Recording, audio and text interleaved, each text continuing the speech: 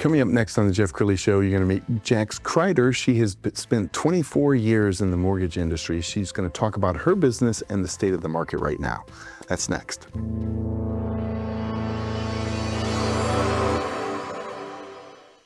Many are predicting that the worst is yet to come, which is unfortunate, said one person here. Until now, they've enjoyed the reputation of being the nation's icebox. Watched a burglar in his home this morning by webcam. As a journalist of over 25 years, stories are what make my world turn. Reporting live from the Dallas newsroom tonight, Jeff Crilley, Fox 4 News. But in 2008, I took the jump from my familiar life and started a PR firm from my home. We're talking about anyone with a camcorder like the one I'm using becomes a television network. We started slowly growing the company, and we now have over 100 clients, and we've branched into the world of live digital broadcasting. I now own 8 different TV studios and have a huge team, and the stories that I now get to share are sometimes the most important of my life. Life has a funny way of coming around full circle. This is the Jeff Crilley Show. Well, I love the mortgage industry, the real estate industry, and when the national media talks about real estate, they're usually not talking about Texas, and especially Dallas. It's one of the hottest markets in the country. In fact, I think I saw something in USA Today the other day that like the top 5 fastest growing cities are all in Texas. So let's talk about the market with Jax Crider. She is the managing partner of PBJ Mortgage. Thanks for coming on the show. Thank you so much for having me. All right, I want you to start by explaining PBJ. Yes, so we created PBJ in 2020 during the height of the pandemic. It was literally pretty much when the pandemic started, with the idea that mortgage doesn't have to be complicated. It could be as simple as making a peanut butter and jelly sandwich if you hire the right expert. So it didn't have to be this crazy, stressful process. I love that. Well, let's talk a little bit about the industry before we drill down into what your company does and how you separate yourself. What do you see for the rest of the year? That's a really good question. So we actually have seen a lot more homes go on the market, which is a positive because we had a major inventory problem, at least here in DFW proper. The question mark will be, will the rates kind of start dropping enough to make enough people want to take the leap and move? I think as rates have continued to stay fairly stagnant over the last couple of years, people are having a little less issue with where they're at. And historically, the interest rates, let's just be real, they're not bad, but it's a perception thing. We had interest rates really low for about a decade. They thought that that was, going to stay. It has not. We have seen a little bit of movement down, and I hope that we're going to continue to. Some of it is going to depend a little bit on the political landscape, what's happening with all of that, unfortunately. So we'll see what happens. But my hope is that we see rates come down at least a little bit. And with that inventory movement, that is going to help us see a lot more people interested in maybe making some moves, upsizing, downsizing, things like that. And there's a lot of pent-up demand because I know, based on traditional numbers, there are so many couples, both buyers and sellers, who are so tired of their home. And all they need is just a little permission from the market to put the thing up for sale or to, decide to pull the trigger and buy the home. Are you seeing that as well? Yeah, so we have said that there has been a lot of pent-up demand, and I agree with that statement. There is a lot of pent-up demand. As a general rule, what is happening is that people are getting to a point where they're just like, look, I have to weigh the math out. If the math makes sense, then I'm not going to just keep waiting. I'm not going to wait until interest rates hit some magical number. And the truth is they probably shouldn't, because once the rates hit whatever the magical number is in people's minds and people's heads, what's going to happen is all of that demand is going to come flooding out. We're going to be dealing with exactly the same problem we were dealing with in 2020, which means we have everybody going into multiple offer situations. We have people offering 20, 40, 50, even 100K over list. And if you're talking about your first timers or even some of your move up buyers, they may not have the financial flexibility to be able to make that math work. So you would be better to try to do it before we hit a little bit lower. And so a lot of times when people say that, people think that that's like a sales pitch. That's a ploy. It truly isn't a ploy, because I would much rather put you in a position now. And then if interest rates do in fact drop, I'm able to help you move down into that lower interest rate bracket. Then you now have waited, you finally hit that lower interest rate bracket, we're excited. And now you're losing out on 5 and 6 and 7 and 10 offers, because it takes a very huge emotional toll, because buying a home, yes, I help with the money, but it is incredibly emotional, and it's where you live, right? It's like where you make memories, where you bring babies home from the hospital, where you have all of these kind of family events. And so you want to make sure that you're making a good decision, not only financial, but emotional as well. Amen. We're going to pull up your website, and as we scroll down the website, what would you say is your defining difference? Because the mortgage business is very crowded. How do you separate yourself? That is an excellent question. So the truth is that not all mortgage people are experts. They're not experts in their space. They're not experts in their craft.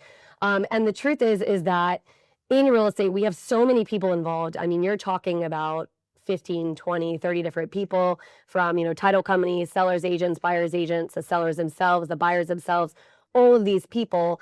And it's like a little bit of a circus. And we're sort of the ringleader in mortgage. We are the ones who are kind of bringing all these people together. And the truth is we always joke, somebody's going to drop a wrench. They're going to throw a wrench in the mix.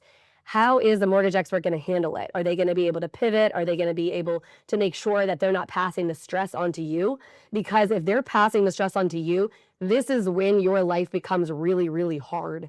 And it is not necessary. You should never see that circus. I should protect you from it. That is literally my job. It is what you are paying me for. But unfortunately, a lot of people, they don't care. They either, you're a number, so they're just putting you as a cog in the system and just hoping it comes out on the other side, or they don't care enough to really make sure that they know their craft well enough to understand being in it for not only 24 years, but so many different aspects, right?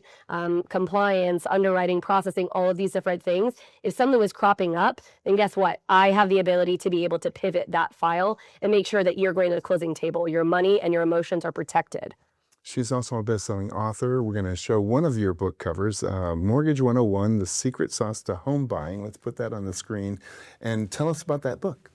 So I wrote this book mainly because I got really, really sick and tired of people not understanding what the process looks like. So people get screwed not because they don't have good intentions or because they, want to pick the wrong person. They get hosed because they don't know any better. They don't understand how the process works, what it looks like, what kind of questions they should be asking. And so I basically wrote the book for that purpose, so that, hey, if I'm not your gal, and that's okay, I'm not everyone's cup of tea. I have a big, bold personality, and that is not for everybody. That's okay, but at least I can give you good information. I can educate you on what the process should look like, why these, big rocks should matter. And that's exactly what the book is intended to do. It actually was created off of a course that I run called House You, which basically breaks it down into like bite-sized chunks as far as like a course is concerned. So I basically created the book to give some people some other options of how to consume the information. And she is a content machine. You produce so much content. I do. I found one video I really like. Let's go ahead and roll that. Have you ever looked at a home online and thought, wow, I want that, and then immediately felt a knot in your stomach? This video is for you. Maybe part of you is excited by the idea of owning more space, more stability, no more rent increases, but another part of you thinks, what if I'm not ready? What if I'm missing something? What if I make a huge mistake and I can't undo it? We talk a lot about being financially ready to buy a home. Income, credit, down payment, debt, all of that matters. But there's another layer most people skip: being emotionally ready. Because here's the truth. You can have good enough money numbers and still feel absolutely terrified. You can have very average numbers and still be grounded and ready because you've done the emotional prep. So in this video, we're going to talk about what emotional readiness looks like when it comes to buying a home. You'll learn the differences between normal fear and red flag fear, 4 emotional green flags that you're closer than you think, a simple emotional prep practice you can start now, even if you're not planning to buy for another year or two. And if you've ever wondered, how do I know if I'm actually ready to own? Stay with me and let's walk through this together. Now, first off, let's clear up a big misconception. Most people imagine being ready feeling like no fear, no doubt, total certainty that this is the perfect time and the perfect house. If that's your definition, you'll never feel ready. Buying a home is a big decision, and it's normal to feel nervous. It's normal to have questions. It's normal for your brain to run every single worst case scenario. Emotional readiness does not mean I feel nothing. Emotional readiness means I know how to feel my feelings and still make grounded decisions. I think that's brilliant. And it is the biggest purchasing decision anybody will ever make, and it's emotional. And even selling a house, I mean, thinking about all the childhood memories. And so I have to imagine that you're something of a therapist sometimes, because you're working with couples who are making a very tough decision.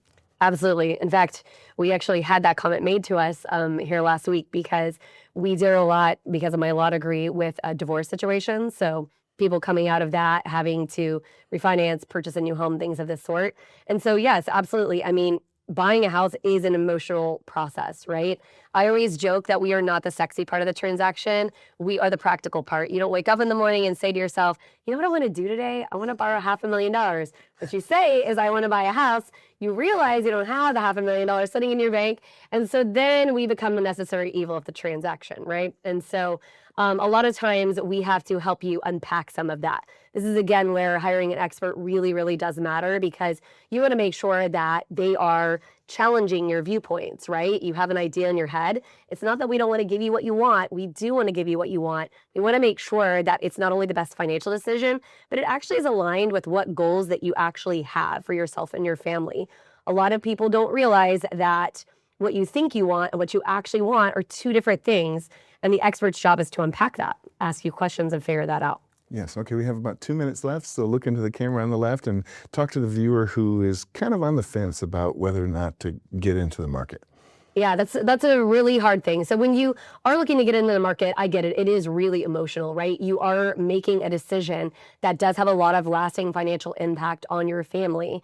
What you have to remember is this: it is scary. However, if you hire the right people, if you've got the right team in your corner, what's going to happen is we're going to take the edge off. We're going to help you understand exactly where you're at currently, where we can help you get, right? And understand that there is no perfect time. It's kind of like that old joke, when's the perfect time to have a child? There isn't a perfect time. It's kind of the same thing with the house, right? There isn't necessarily the perfect time where every single star is going to align. And so at some point in time, when you feel like, okay, I feel ready, I want to go ahead and take the plunge, go ahead, call the expert, and make sure that you can go ahead and get into the house that you're looking for. Outstanding. Thank you so much for sharing your story with us. We're going to end with her website, which is PBJ, just like peanut butter and jelly, team.com, the great Jax Crider. Thanks for coming on the show. Thank you. You bet. That's it for now. We'll see you next time.